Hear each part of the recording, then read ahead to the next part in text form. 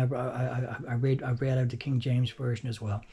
And so trying to get into the teachings of the Bible, guys, as a kid, it's tough material to begin with, guys. When you're a young child reading stuff that is old English, like several hundred years old, thou this and thy and thee and whatever and all this sort of the way they talked back then, and so you're trying to get your poor young childhood mind around all this old-fashioned English to begin with, and then you're trying to process stories in your mind from what we call the Old Testament that really shock you at times, really disturb you at times. No matter how many times you read the same story over and over and over, it doesn't become less shocking or less disturbing, and if anything, becomes more so as time goes by, as your own mind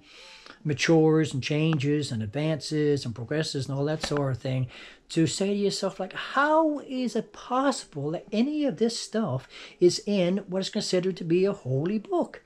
How is it possible that our understanding of God is such that these things are still allowed, and God sanctioned these things, or apparently sanctioned these things that are recorded in the what we call the Old Testament?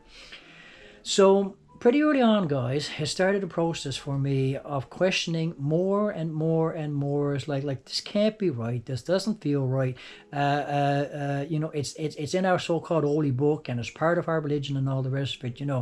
But like, it doesn't sit well with me. All these things, slavery and dehumanizing women and the killing of certain groups of people that didn't adhere to your way of thinking and all the rest of it sort of thing. And like, I just, it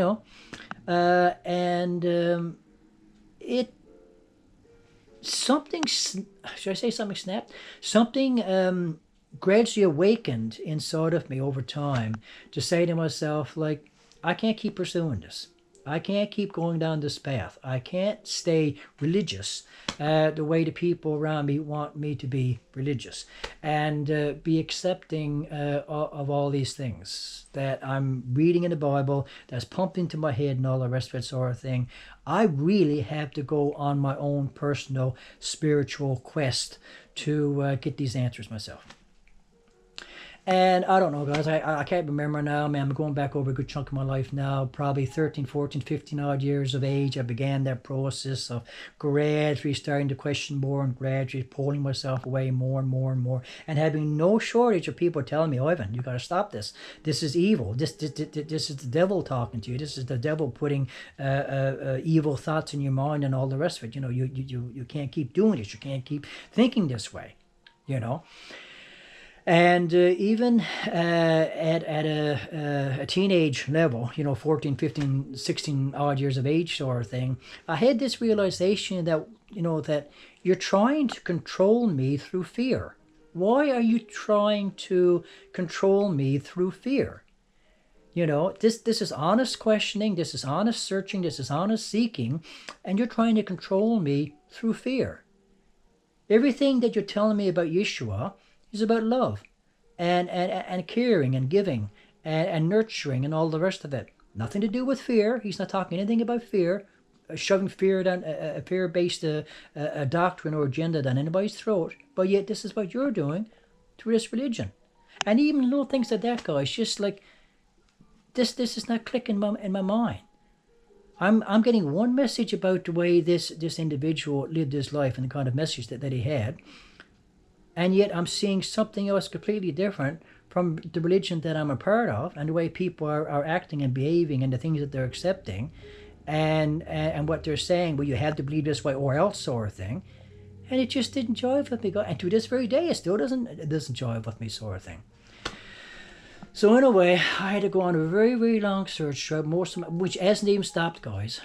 So from roughly my mid-teens onward, I guess, to this very day now, I'm 60 years of age, taking this personal spiritual journey that just I would allow to take me in whatever direction felt right for it to take me in, guys. And through that whole process, guys, there's been a gradual, I hope, I believe, an awakening inside of me about so many things, about the nature of spirituality, what spirituality is about, how we develop ourselves spiritually, the importance of being spiritual as opposed to being overly materialistic sort of thing and putting all your focus in the material realm. To have this added dimension to yourself that goes beyond the material, that seeks to figure out a way to improve you as a better quality human being. These are what my senses are seeming to suggest to me now. The energies of Source touching my brain directly, awakening those areas of my personality, my psyche or whatever, to higher awareness, higher teachings, higher spiritual knowledge of things, But to have that experience, guys, you have to be willing to break away from religious dogma and go down that path. No matter how much fear-mongering is shoved down your throat of such and such is going to happen if you walk away and go down this path and go against what we're teaching and all the rest of it because it's wrong and it's evil and blah, blah, blah. The very act of controlling somebody that way and stifling somebody that way and putting somebody in a spiritual straitjacket is evil in of itself. Because we are meant to fly and to grow and to expand as spiritual beings. We are spiritual beings. We're not physical beings. I can't prove that. Science hasn't come to the point yet where we're absolutely unequivocally says this is the case. But we've known this. Like so much of humanity has known this for so long now that we are spiritual beings existing within a physical form. The spiritual side of us will continue on once our physical form is no longer able to contain the spirit energy that dwells inside, that animates, that gives sentience to the physical form, So to stifle that and to control that, to box that in, is one of the most damaging things that you can ever do to a evolving soul. To say that, okay, you are in this religion, you were born in this religion, we have a certain set of teachings and dogmas and all the rest of it that you have to accept to be a part of this religion, to be a part of this culture, to be a part of this society or whatever. And if you don't accept that, then you're wrong, you're evil, you're a heretic, you're being possessed by some evil influence or whatever. You're going to go to some eternal place of torture and punishment and all the rest of it. Like just that very way of thinking, guys, it's not spiritual. Like just that very way of thinking is evil in and of itself, to try to control people that way. And I don't know why more people don't awaken to that realization of understanding that for themselves, sort of thing, And so, as I said, the path has been more or less twofold in that of trying to understand if Source exists.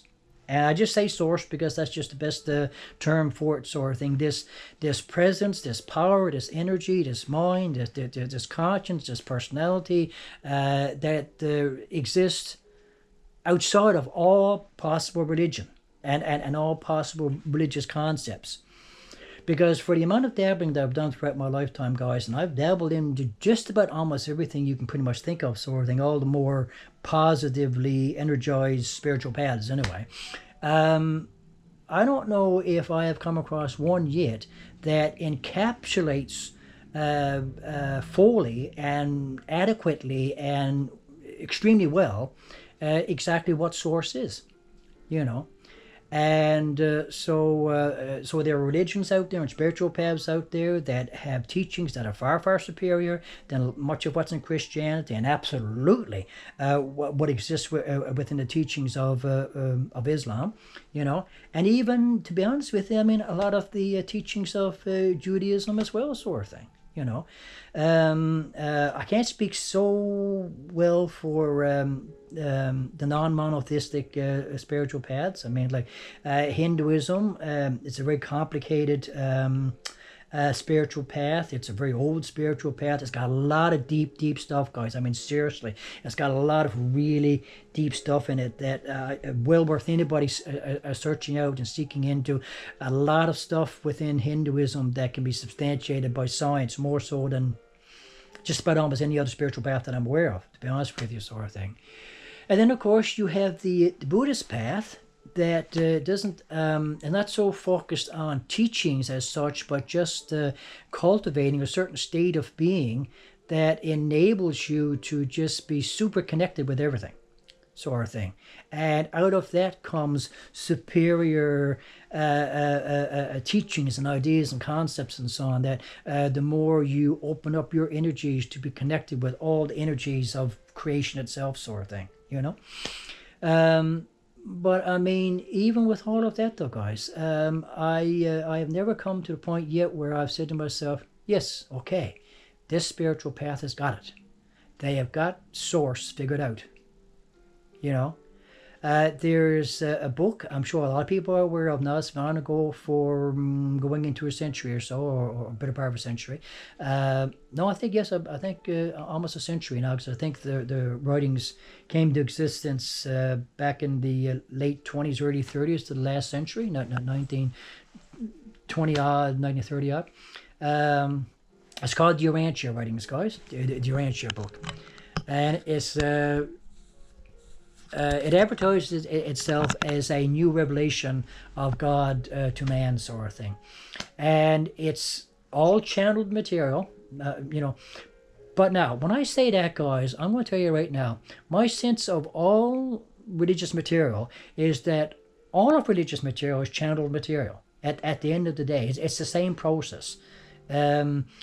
So to say that the Urantia writings is channeled material, and say, oh, well, that's spiritual New Age gobbledygook or whatever, just, you know, again, by the fruits you will know them, by the substance of the depth of the teachings itself and how it transforms you, you will know the spiritual content, you know, the spiritual meatiness of what you're exposing yourself to.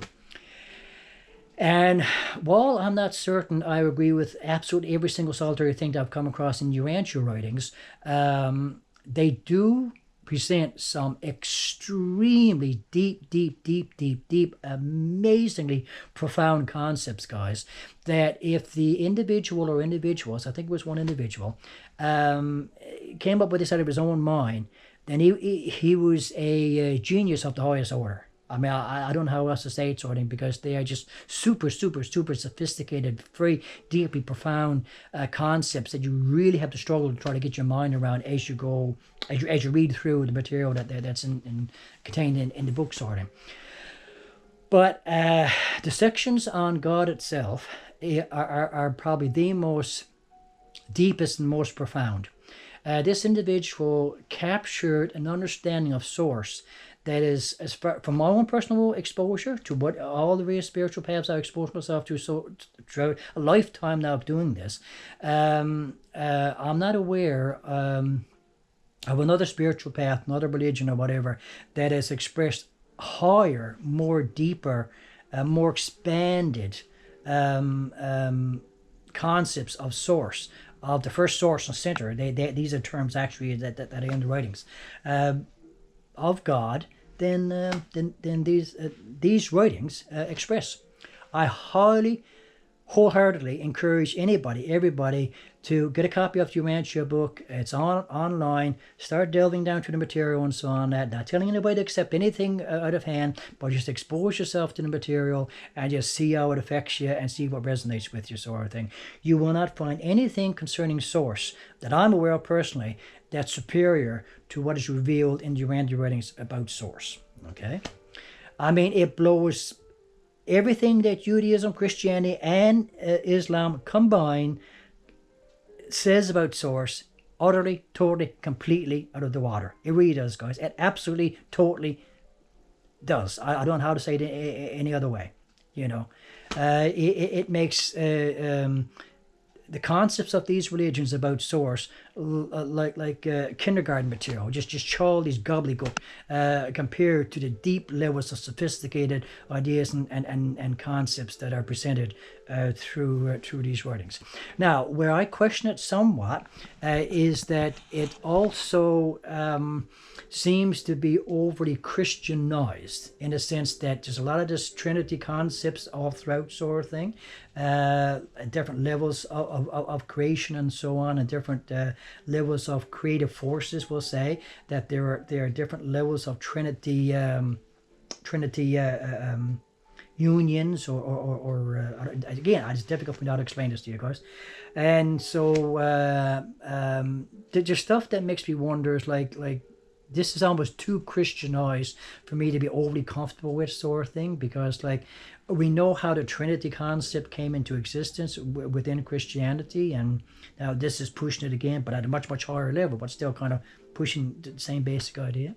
So, but then again, I could be wrong. I mean, maybe it is something to the old Trinity concept. I mean, I don't know, But right now, I tend to side with the way Judaism and, well, but the only thing that I side with in Islam is the idea of source being one, and being supreme and being one.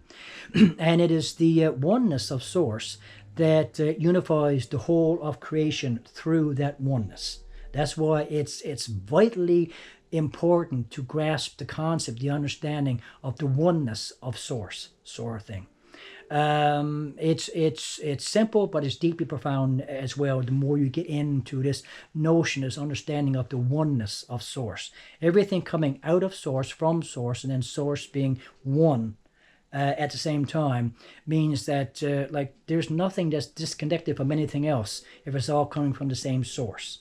You see? So that's why I see it as being like profoundly important to grasp hold of that idea that the original source of all of existence is just one, a singular whatever, and everything comes out of, absolutely everything comes out of that, sort of thing.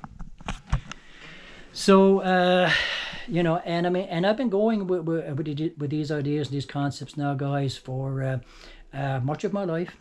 And I continuously have to be debating the religious fanatics of all religions and so on, that, saying like, oh, you're wrong. Where's your evidence for this? Where, like, what are your sources and all the rest of it?